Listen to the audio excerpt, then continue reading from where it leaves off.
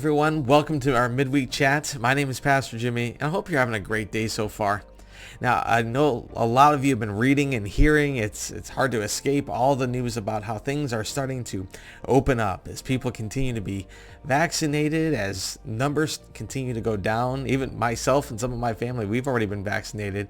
And so we've been hearing more and more opportunities for us as a church to start thinking about opening up the doors for some in-person services. And so we've been spending a lot of time in the background here thinking about what that's going to look like, when we can do that, how many people, and what's all the things that's going to get involved. And there's a lot of pieces for us to put together, but I just want to let you know that we are actively looking at our future and what we're going to do here, and we are over the moon excited at the fact that it looks like in the very near future here, we're going to be able to start seeing one another again in person, worshiping in person.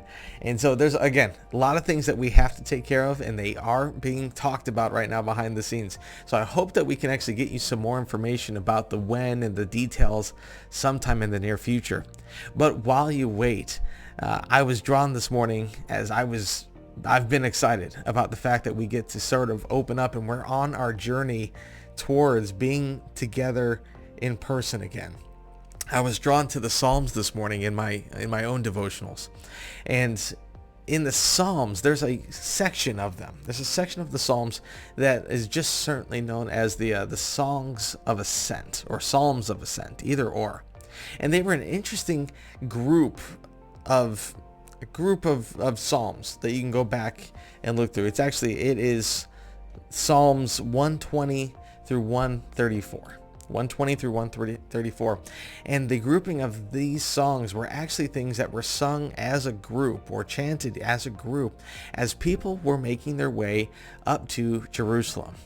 Now, it could have been for any one of the many festivals we've talked about that everybody had to come into Jerusalem for, no matter where they were at. They were supposed to come to Jerusalem.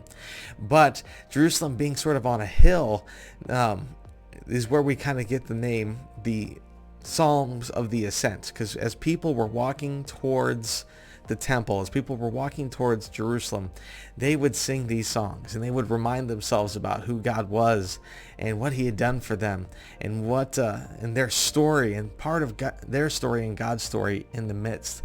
And so I find a bit of a parallel with us and them today, because even though we might not be there yet, we are certainly walking towards our own Jerusalem. We're walking towards our time where we can be together. And so today, I wanted to read out of Psalm 126 as we, as a whole people, are walking, ascending towards this final goal, just like they were.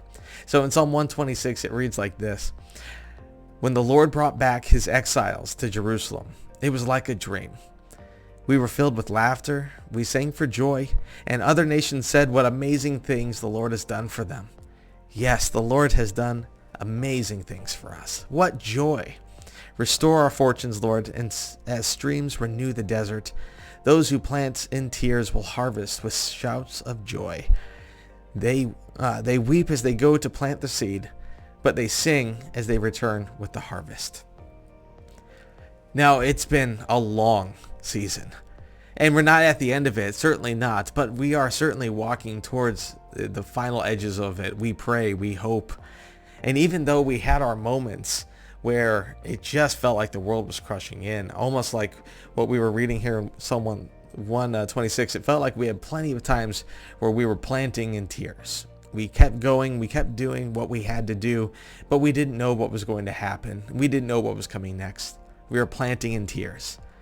And yet here, as the people were singing as they walked up to Jerusalem, they remembered their own time in exile, where they kept going and they kept doing what they had to do, not knowing what was going to happen next. And then they remembered their joy when they're finally brought back into their homeland, into this place.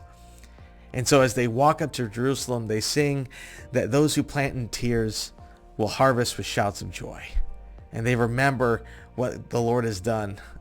I'm hearing this, and just when the Lord brought back his exiles to Jerusalem, it was like a dream, filled with laughter, and we sang for joy. And when I think about what's coming in the next weeks and months ahead, I'm just struck by this image that while we may not have been in exile for hundreds of years, waiting for God to answer that call, it does feel like such a relief to know that things are starting to progress and that the Lord still has us and is marching us, it looks like, towards the end where we can finally be together and worship with one another. So let me encourage you today, if you're sowing in tears, remember who presents a harvest of joy for us down the road. Let's keep our eyes solely fixed on him today, and remember what he has for us is so far beyond what we could ever imagine or hope for. So I hope you're having a great rest of your day.